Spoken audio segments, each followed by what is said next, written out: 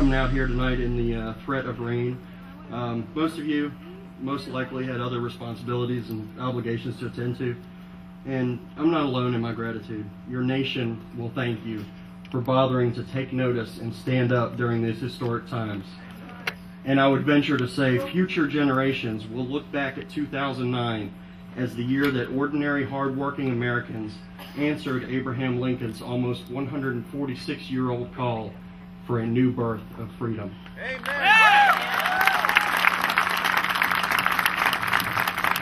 For too long in this country, politicians, and by extension the populace who continually elect them, have paid lip service to the notion of freedom. But its meaning has been lost in the shadows, and as a direct result of that, the yearning for liberty professed by our founders and so hard won by our ancestors had begun to fade from our hearts and our thoughts. It became apparent to me last Saturday when I joined over 1 million everyday people in our nation's capital that the brush fires of liberty that Samuel Adams talked about have been kindled. And they are becoming a bonfire, all because of people like you. On this Constitution Day, it is important for us to reflect on the desire for liberty and freedom and how it got lost, so we can guard ourselves against a future relapse into apathy and distraction.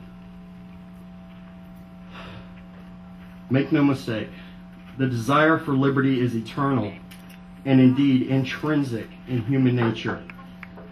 Thus, we must be distracted or pressed down into apathy for those political elite, R and D alike, to triumph.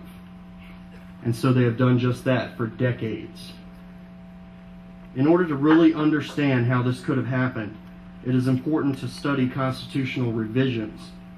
From 1789 to 1870, only 5 amendments had been added to the Constitution. Just 5 in 81 years. Contrast that with the years between 1913 and 1992, when 12 more were piled on. 12 drastic changes to the legal basis of our nation in less than 8 decades. That's an average of 1 per president during that time. It is no coincidence that America enjoyed the most freedom, the most prosperity, and the most rapid creation of wealth of any nation in the history of the planet before the idea of amending our Constitution became so commonplace. It began in 1913 when not 1 but 2 constitutional amendments were ratified. The 16th, granting power to the federal government to directly tax income,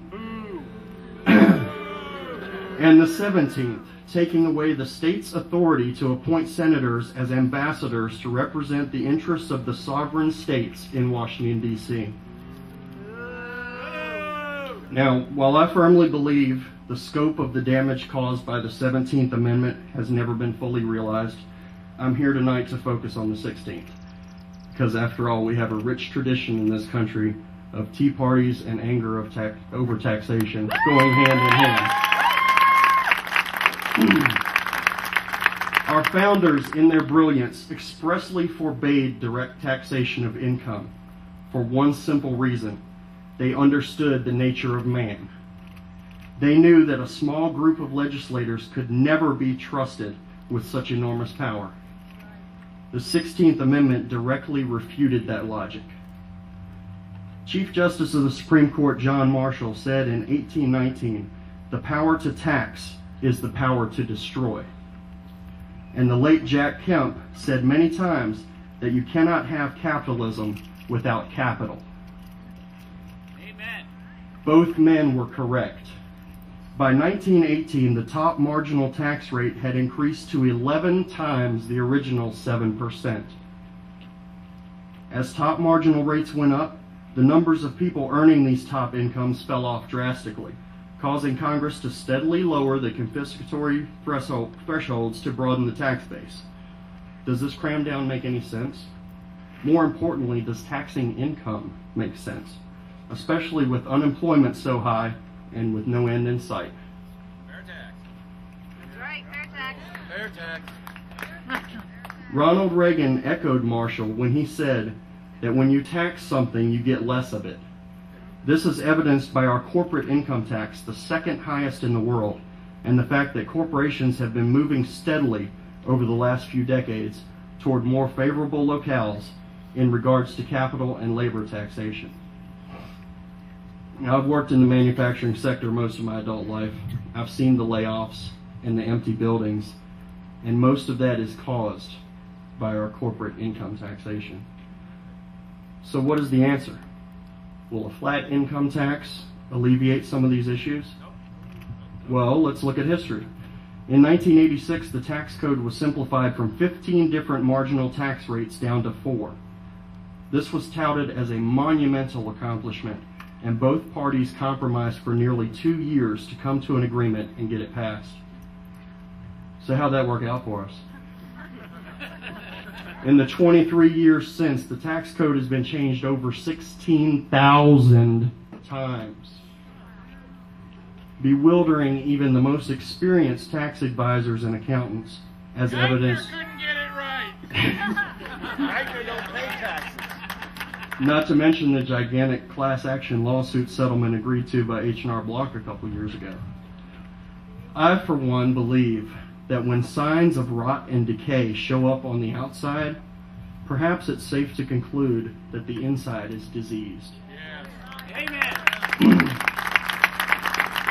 I, for one, agree with our founders that taxation should be voluntary and uniform. Amen. Maybe it's time to once again listen to their wisdom and tear out our broken tax system by its roots.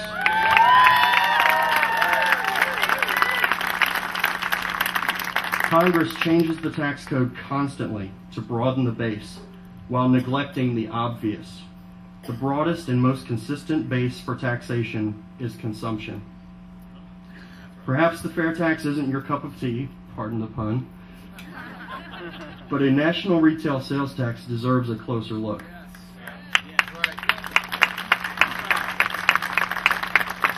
It is much more in line with the document and the thoughts of those who wrote it that we are celebrating tonight. The Constitution we revere here tonight hasn't just been neglected in D.C. It has been used to prop open the doors so that lobbyists no longer have to knock. We can change that. I've witnessed it with my own 2 eyes. From a group of 400 patriots gathering for a tea party in D.C. back in February to 1,800 people in downtown Lynchburg on a drizzly night back in April, to several hundred in Danville and Charlottesville on Independence Day, and last Saturday, when over 1 million concerned citizens marched on Washington. I have watched this movement grow, and with each new event, I have been amazed and moved. I'll close with this. This movement cannot end when we have a new Congress. This movement cannot end when we have a new president. This movement cannot end even when a party we like better is back in control. This movement must go on until we have a federal government that is small enough to fit inside the Constitution.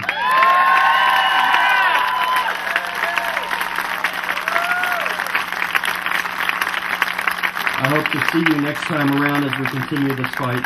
God bless you and your families. Thanks again for coming. Good night.